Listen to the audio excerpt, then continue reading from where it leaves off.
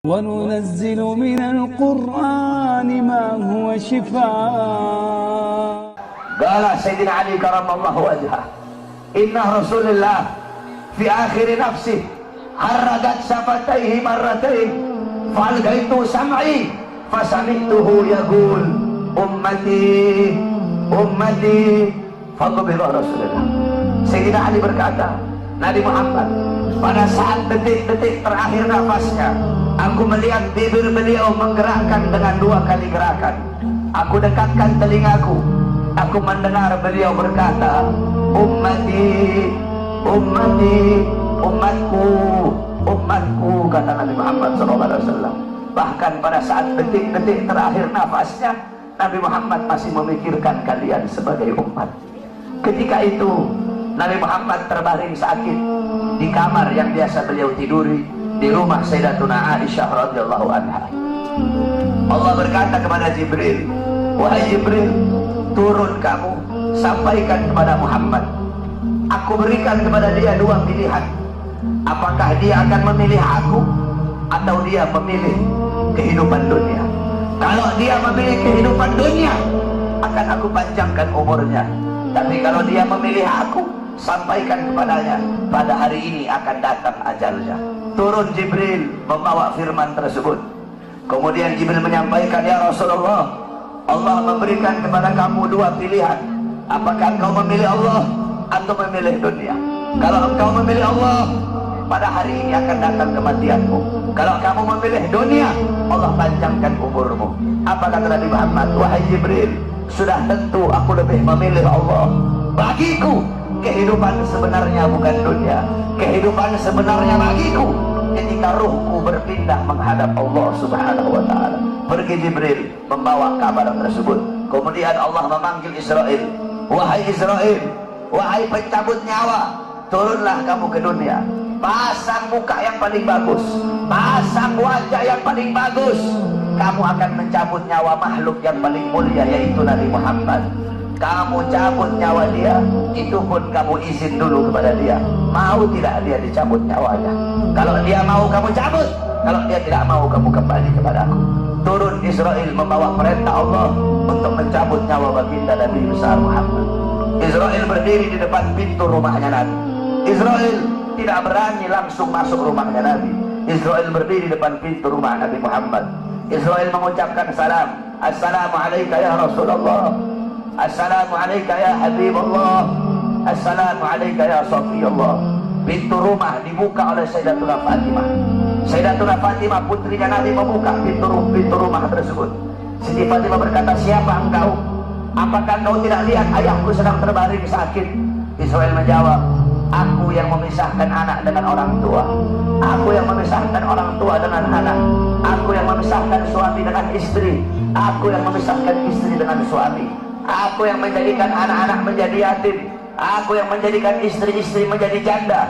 Aku yang meramaikan kuburan. Aku pemisah antara kehidupan dan kematian. Aku adalah Israel. Allah memberikan mandat kepada aku untuk mencabut nyawa seluruh makhluk, dan aku datang ke sini untuk mencabut nyawa makhluk yang paling mulia, baginda Nabi besar Muhammad. Siti Fatimah lari menangis. Siti Fatimah kembali ke pangkuan ayahnya. Siti Fatimah berkata, wahai ayahku, engkau akan wafat. Wahai ayahku, kau akan meninggal dunia. Israel sudah ada di depan ingin mencabut nyawamu ya Rasulullah. Rasulullah berkata, jangan kau bersedih wahai Fatimah. Wahai Fatimah, ketahuilah, setelah kematianku, engkau adalah manusia yang pertama kali akan menyusulku. Setelah kematianku nanti kelak, engkau adalah manusia yang pertama kali masuk surga setelah aku. Siti Fatimah mengusap air matanya. Datang Israel berdiri di hadapan Nabi Muhammad.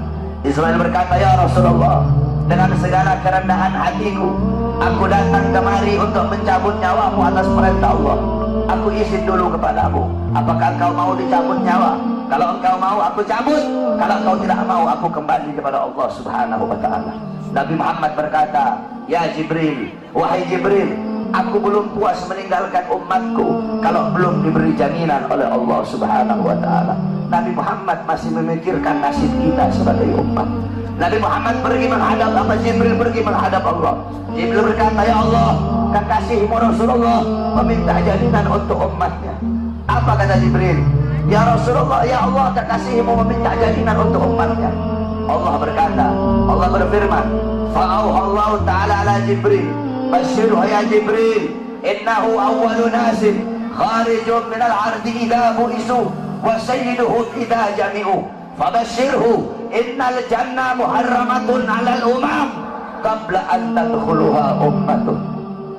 Nabi Allah berkata kepada Jibril, wahai Jibril, sampaikan kepada kekasihku Muhammad, dia adalah manusia yang pertama kali akan aku bangkitkan dari dalam kubur. Dia adalah manusia yang menjadi pemimpin seluruh manusia di dunia dan akhirat. Dia menjadi pemimpin kelak ketika hari kebangkitan.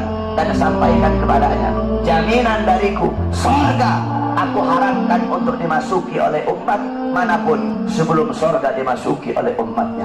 Turun Jibril bawa wahyu tersebut.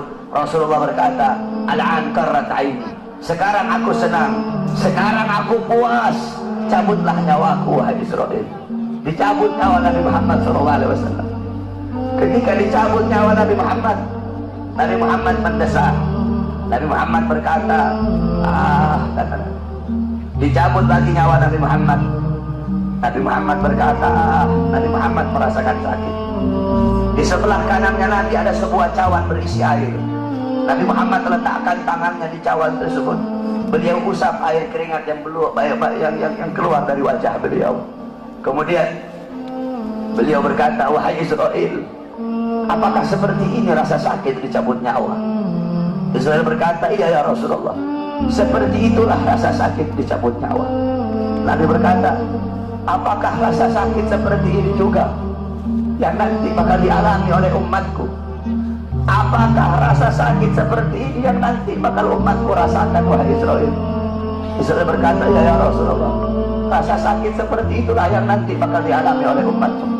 Rasa sakit seperti itulah yang nanti bakal dirasakan oleh umatmu. Mendengar itu Nabi Muhammad menangis. Nabi Muhammad mengangkat tangan. Doa terakhirnya Nabi Muhammad, harapan terakhirnya Nabi Muhammad, doa yang menutupi wafatnya Nabi Muhammad SAW. Beliau mengangkat tangan dan berdoa, Allahumma khaffif ala ummati fi sakaratil maut. Ya Allah, ringankanlah sakaratul maut umatku. Ya Allah, permudahkanlah sakaratul maut umatku. Aku nabi mereka, aku pemimpin mereka, aku penanggung jawab mereka ya Allah. Biar aku menanggung seluruh rasa sakit sakaratul maut umatku. Biar aku menanggung beban penderitaan rasa sakit mereka ya Allah. Umatku tidak akan kuat, mereka tidak akan sanggup ya Allah. Biar aku Muhammad menanggung rasa sakit sakaratul maut umatku. Apa yang telah kau lakukan untuk Nabi Muhammad? Apa yang telah kau korbankan untuk Nabi Muhammad? Nabi Muhammad berjuang untuk kalian. Nabi Muhammad menanggung rasa sakit sakaratul maut kalian. Karena begitu cinta beliau kepada kalian sebagai umat. Saya dan kalian, kita tidak bisa membalas jasa-jasa Nabi Muhammad SAW.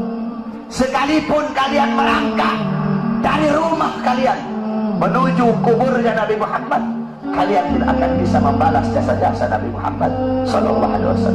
Oleh karena itu saudara-saudaraku sekalian, setelah Nabi Muhammad wafat, banyak para sahabat-sahabat yang tidak kuat hidup. Ada sahabat yang berdoa, ya Allah, cabut kedua mataku. Untuk apa lagi aku melihat? Nabi sudah wafat, cabut kedua mataku. Aku tidak lagi mau melihat selain memandang wajah Nabi Muhammad. Ketika itu juga dia dibutakan oleh Allah Subhanahu wa Ta'ala. Ada yang angkat tangan, ya Allah, cabut nyawaku.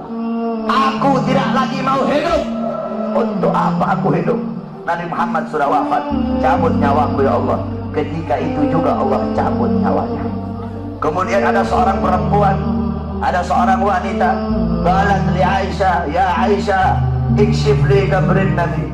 Wahai Aisyah, bukakan untukku kuburnya Nabi Muhammad. Dibuka kuburnya Nabi oleh Siti Aisyah. Masuk ini perempuan, fabakat hatta matan. Wanita ini menangis depan kuburnya Nabi sampai dia mati saat itu juga. Ketika itu banyak para sahabat yang tidak ada lagi gairah hidup. Sayyidina Abu Bakar As-Siddiq radhiyallahu anhu. Kamu tahu Sayyidina Abu Bakar? Sayyidina Abu Bakar seorang sahabat yang sangat dekat dengan Nabi Muhammad. Para ulama mengatakan Sayyidina Abu Bakar As-Siddiq beliau wafat dengan dua sebab. Sayyidina Abu Bakar meninggal gara-gara dua sebab. Pertama sebab zahir, kedua sebab batin. Sebab zahirnya apa? Karena beliau pernah dikasih makanan yang ada racunnya, dimakan oleh beliau. Racun itu lama-lama menggerogoti kesehatan beliau. Itu sebab zahir. Sebab batin beliau meninggal kenapa? Sebab batin beliau meninggal karena terlalu merindukan baginda Nabi besar Muhammad SAW.